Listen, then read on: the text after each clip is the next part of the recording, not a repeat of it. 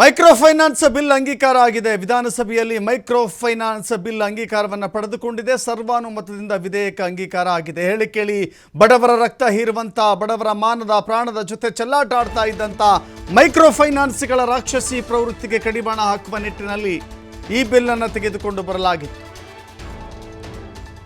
ಸಾಲದ ಶೂಲಕ್ಕೆ ಸಿಲುಕಿಸಿ ಬಡವರನ್ನ ಸಾವಿಗೆ ತಂದೊಡ್ಡುವಂಥ ಬಹಳ ದೊಡ್ಡ ಮಟ್ಟದ ಕಿರುಕುಳವನ್ನು ಈ ಮೈಕ್ರೋ ಫೈನಾನ್ಸ್ಗಳು ನೀಡ್ತಾ ಇದ್ವು. ಮೈಕ್ರೋ ಫೈನಾನ್ಸ್ಗಳಿಗೆ ಹೆದರಿಕೊಂಡು, ಮರ್ಯಾದೆಗೆ ಹಂಚಿಕೊಂಡು ಗ್ರಾಮಕ್ಕೆ ಗ್ರಾಮವೇ ಖಾಲಿ ಮಾಡಿರುವಂಥ ಅದೆಷ್ಟು ನಿದರ್ಶನಗಳಿದ್ದಾವೆ. ಈ ಮೈಕ್ರೋ ಫೈನಾನ್ಸ್ನ ಹಾವಳಿ ಎಷ್ಟರ ಮಟ್ಟಿಗೆ ಅಂತ ಹೇಳಿದ್ರೆ, ಅನೇಕ ಜನ ತಮ್ಮ ಪ್ರಾಣವನ್ನೇ ಕಳೆದುಕೊಂಡಿದ್ದಾರೆ, ಮಾನವನ್ನ ಕಳೆದುಕೊಂಡಿದ್ದಾರೆ. ಇಡೀ ಕುಟುಂಬ ಬೀದಿಗೆ ಬಿದ್ದಿರುವಂಥ ಅದೆಷ್ಟೋ ಪ್ರಕರಣಗಳಿದ್ದಾವೆ.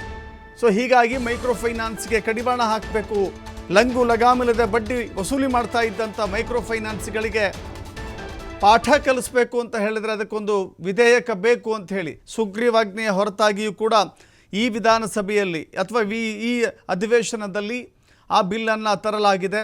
ಸರ್ವಾನುಮತದಿಂದ ಅಂಗೀಕಾರವನ್ನು ಪಡೆದುಕೊಂಡಿದೆ ಕೆಳಮನೆಯಲ್ಲಿ.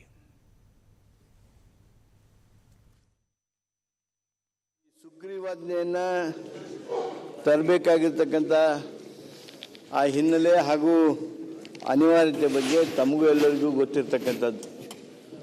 ರಾಜ್ಯದಲ್ಲಿ ದುರ್ದೈವದಿಂದ ಕೆಲವು ಸಾಲ ವಸೂಲಿ ಮಾಡುವಂಥ ಸಂಸ್ಥೆಯವರು ಅನ್ಬೋದು, ಖಾಸಗಿಯವರು ಅನ್ಬೋದು, ರಿಜಿಸ್ಟರ್ಡ್ ಇರ್ಬೋದು, ಅನ್ರಿಜಿಸ್ಟರ್ಡ್ ಇರ್ಬೋದು, ಒಮ್ಮೆಲೇ ಸಾಲ ವಸೂಲಾತಿಯನ್ನು ಅತ್ಯಂತ ಕಠಿಣ ಕ್ರಮಗಳಿಂದ ಮಾಡೋದಕ್ಕೆ ಪ್ರಾರಂಭ ಮಾಡಿದರು. ಯಾವ ಕಾರಣದಿಂದ ಆ ರೀತಿ ಸನ್ನಿವೇಶ ಸೃಷ್ಟಿ ಆಯಿತೋ ಗೊತ್ತಿಲ್ಲ. ಆದರೆ ಯಾವಾಗ ಆ ಕಠಿಣ ಕ್ರಮಗಳನ್ನು ತೆಗೆದುಕೊಳ್ಳೋದಕ್ಕೆ ಪ್ರಾರಂಭ ಮಾಡಿದರು, ಜನ ಸಂಪೂರ್ಣವಾಗಿ ತಮ್ಮ ಆತ್ಮವಿಶ್ವಾಸವನ್ನು ಕಳೆದುಕೊಂಡ್ಬಿಟ್ರು. ಸುಮಾರು 15ರಷ್ಟು ವ್ಯಕ್ತಿಗಳು ಆತ್ಮಹತ್ಯೆಗೆ ಶರಣಾದರು. ಭಾಳ ಜನ, ಕೆಲವೊಂದು ಗ್ರಾಮಗಳಲ್ಲಂತೂ ಊರನ್ನು ಸಾಲಗಾರರೆಲ್ಲರೂ ಬಿಟ್ಟು ಹೋಗಿರ್ತಕ್ಕಂಥದ್ದು.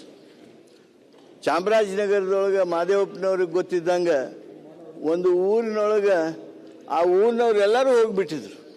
ಅಂದರೆ ಈ ರೀತಿಯಾಗಿರ್ತಕ್ಕಂಥ ಪರಿಸ್ಥಿತಿ ನಿರ್ಮಾಣ ಆದಂಥ ಸಂದರ್ಭದಲ್ಲಿ ಜನರಲ್ಲಿ ಆತ್ಮವಿಶ್ವಾಸವನ್ನು ತುಂಬಬೇಕು. ಯಾರು ಈ ಅತ್ಯಂತ ಅಮಾನವೀಯವಾಗಿರ್ತಕ್ಕಂಥ ಕ್ರಮ ತೆಗೆದುಕೊಂಡು ಈ ಸಾಲ ವಸೂಲಿ ಮಾಡ್ತಾ ಇದ್ದಾರೆ, ಅವ್ರಿಗೆ ಸೂಕ್ತವಾಗಿರ್ತಕ್ಕಂಥ ಎಚ್ಚರಿಕೆ, ಭಯ ಇರಬೇಕು. ಮಾನವ ಹಕ್ಕುಗಳನ್ನು ತಮಗೆ ಮನಬಲ್ಲಂತೆ ಉಲ್ಲಂಘನೆ ಮಾಡೋದಕ್ಕೆ ಅವಕಾಶ ಕೊಡಬಾರ್ದು. ಹಾಗೂ ಸಾಲಗಾರರ ಗೌರವವನ್ನು ಸಹಿತ ರಕ್ಷಣೆ ಮಾಡೋದಕ್ಕೆ ನಾವು ಮುಂದೆ ಬರಬೇಕು ಅಂಥೇಳಿ ಈ ಒಂದು ಸುಗ್ರೀವಾಜ್ಞೆಯನ್ನು ನಾವು ತರಬೇಕಾಗಿ ಬಂತು.